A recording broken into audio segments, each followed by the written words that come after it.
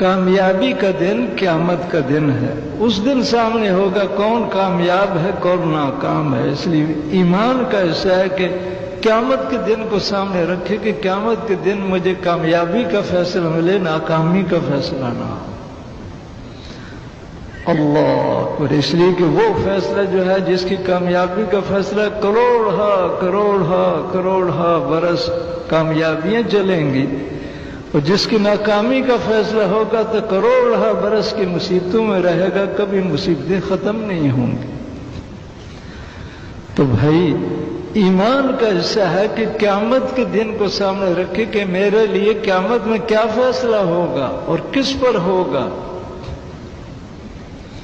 تو کامیابی کا دن جس دن کھلا اعلان ہوگا، ناکام اپنی ناکامی کو سامنے دیکھے گا، کامیاب اپنی کامیابی کو دیکھے گا، تو وہ قیامت کا دن ہے.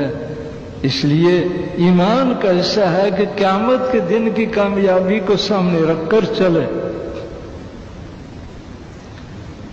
اور فرمایا ایمان کا حصہ ہے کہ اچھی برے حالات کے فیصلے اللہ کی طرف سے ہیں، اس پر یقین ہو کہ دنیا میں بھی جو حالات آتے ہیں وہ اللہ کے فیصلے کے مطابق آتے ہیں، اور طبیعت کے خلاف جو حالات آتے ہیں وہ بھی اللہ کے فیصلے سے آتے ہیں. اس لیے اللہ کی تقدیر پر ایمان لانا کہ جو کچھ اللہ نے مقرر کیا ہے وہ حق ہے.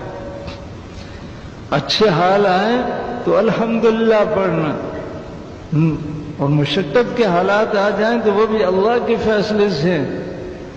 تو اللہ کے فیصلے سے جو آیا ہے تو وہ حق ہے، اس سے حق مانے، اور اعلیٰ درجہ ہے کہ مشقت کے حالات پر بھی الحمدللہ پڑھیں.